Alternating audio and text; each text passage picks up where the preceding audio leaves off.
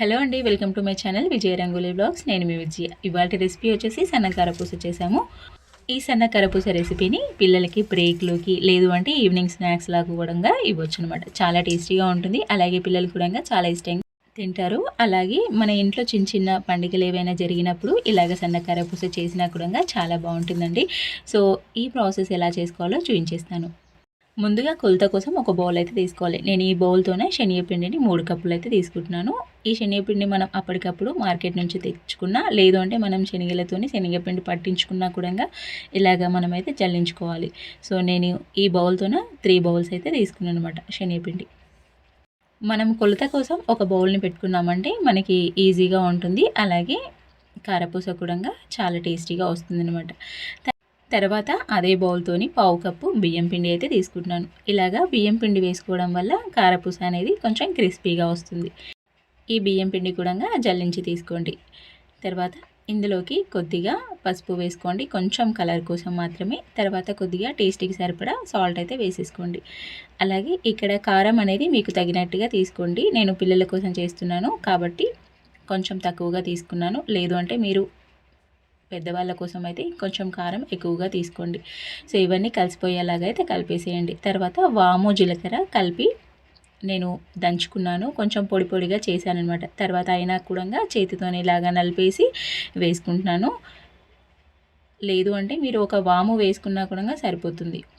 వేసేసుకొని మంచిగా మొత్తం ఒకసారి కలిపేసుకోవాలి. తర్వాత ఇందులోకి కొద్దిగా ఆయిల్ వేసుకోండి. నార్మల్ ఆయిల్ వేసుకుంటే సరిపోతుంది. ఆయిల్ని మనం హీట్ చేయాల్సిన అవసరం ఏం లేదు. జస్ట్ నార్మల్గా వేసుకున్నా సరిపోతుంది. అలాగే ఇందులోకి కొద్దిగా వాటర్ చల్లుకుంటూ సాఫ్ట్ పిండి ముద్దలాగా అయితే కలుపుకోవాలి. ముందే ఎక్కువగా వాటర్ వేసేసామంటే కొంచెం జారుగా అయిపోతుంది. కొద్దిగా వాటర్ చల్లుకుంటూ సరిపడని వాటర్ వేసుకుంటూ కలుపుకోండి. సో ఫ్రెండ్స్, మన ఛానల్ని ఫస్ట్ టైం చూస్తున్నట్టయితే ప్లీజ్ లైక్ చేయండి, హైప్ ఇవ్వండి. అలాగే మన ఛానల్ని కూడా సబ్స్క్రైబ్ చేసుకోండి. ఇంకా ఇలాంటి మంచి రెసిపీస్ అయితే మన ఛానల్లో ఉంటాయి. సో ఒకసారి అయితే చెక్ చేయండి. ఒకవేళ ఈ రెసిపీస్ కనుక మీకు నచ్చితే మీరు షేర్ చేయొచ్చు. సో పిండి అనేది ఇలాగ సాఫ్ట్గా కలిపేసుకోవాలి. మరీ గట్టిగా ఉండకూడదండి, చాలా సాఫ్ట్గా ఉండాలన్నమాట. ఇలాగ చాలా మెత్తగా ఉండాలి. చూడండి ఎంత సాఫ్ట్గా ఉందో, ఇలాగా ఉండాలి.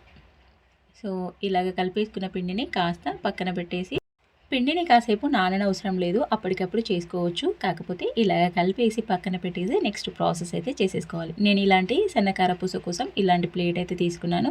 చూడండి హోల్స్ చాలా చిన్నగా ఉండాలన్నమాట. మనకి అప్పుడే కారపూస అనేది చాలా నీట్గా వస్తుంది. సో ఇలాంటిది ఒకటి తీసుకున్నాను కదా. సో దానికి మనము కొద్దిగా ఆయిల్ అయితే అప్లై చేసేసుకోవాలి లోపలంగా. అప్పుడు పిండి అనేది జారుగా వస్తుంది, కొంచెం గట్టిగా ఉండకుండా ఈజీగా వచ్చేస్తుంది. ఇలాగ మొత్తంగా అప్లై చేసేసుకోవాలి. మనం తీసుకున్న సన్నకార పూస ప్లేట్కి కూడా ఆయిల్ అయితే అప్లై చేసేయండి. ఎలాగైతే నేను రెడీ చేసేసుకుంటున్నాను. అంతే అండి, మనం పిండి నానిపోవాల్సిన అవసరం ఏం లేదు. చూడండి ఈ కాసేపట్లో కొద్దిగా గట్టిగా అయ్యింది కదా. ఇప్పుడు మనం చేతికి కొంచెం వాటర్ తడి చేసుకుంటూ పిండిని అయితే చాలా సాఫ్ట్గా కలిపేసుకోవాలి. పిండి అనేది గట్టిగా ఉన్నట్టయితే మనకి కారపూస అనేది ఈజీగా రాదు కదా. కొంచెం వాటర్ తడుపుకుంటూ చాలా సాఫ్ట్గా అయితే కలిపేసుకోవాలి.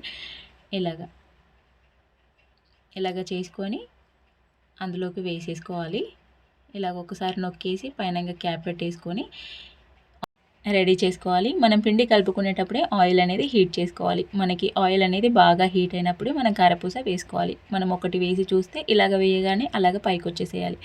అలా ఉన్నప్పుడు ఆయిల్ అయితే రెడీగా అయిపోతుంది. ఇప్పుడు కారపూస అయితే వేసేసుకోవాలి. నేనైతే ఇలాగ ఒక చేతితోని పట్టుకుంటూ ఒక చేతితోని తిప్పుకుంటూ ఇలాగ రౌండ్గా వేసేసాను.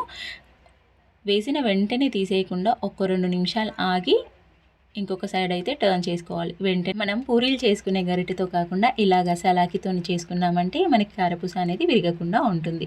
మనం కారపూస వేసేటప్పుడు ఆయిల్ అనేది పొంగుతూ ఉంటుంది కాబట్టి ఆయిల్ అనేది కొంచెం కిందికి తీసుకోండి. పెద్ద కడాయిలో పెట్టుకొని ఆయిల్ కొంచెం కిందికి తీసుకున్నట్టయితే ఆయిల్ అనేది పొంగకుండా ఉంటుంది. ఇలాగ వేసుకున్న వెంటనే ఒక 2 మినిట్స్ ఆగి టర్న్ చేసేసుకొని రెండు వైపులా మంచిగా కాలిన తర్వాతనే తిప్పేసుకోండి. మనకి ఈ నురగా ఆగిపోయింది అంటే ఇది మంచిగా కాలినట్టు. చూడండి మంచి కలర్ వచ్చేసింది కదా. ఈ టెక్స్చర్ ఈ కలర్ వచ్చిన తర్వాత వీటినైతే అన్నీ ఇదే విధంగా చేసి పక్కనైతే పెట్టేసుకోవాలి. ఇంకా అదే వేడి ఆయిల్లో గుప్పెడి కరివేపాకు తీసుకొని ఇలాగా ఒకటేసారి వేసామంటే చుట్టుపట్లాడుతూ ఉంటుంది కాబట్టి ఇలాగ వేసామంటే ఈజీగా తీసేసుకోవచ్చు కూడా. ఎలాగంటూ వీటిని కొంచెం ఫ్రై చేసేసుకోవాలి. మనకి ఇలాగ ఫ్రై అయిపోతాయి కదా, అప్పుడు వీటిపైనంగా వేసేసుకోవాలి. చూడండి ఎంత చక్కగా వచ్చేసాయో, చాలా బాగా వచ్చేసాయి కదా. టేస్ట్ కూడా చాలా బాగుందండి. సో ఇంతే అండి, మన కారపూస అయితే రెడీ అయిపోతుంది. కావాలంటే ఇందులోకి మీరు పల్లీలు, అటుకులు, కొంచెం ఫ్రైడ్ ఆనియన్స్ అలా కూడా వేసేసుకోవచ్చు. నేనైతే ఇది మాత్రం వేసి చూపిస్తున్నాను. మీకు ఎలా కావాలి అంటే అలా సర్వ్ చేసేసుకోవచ్చు.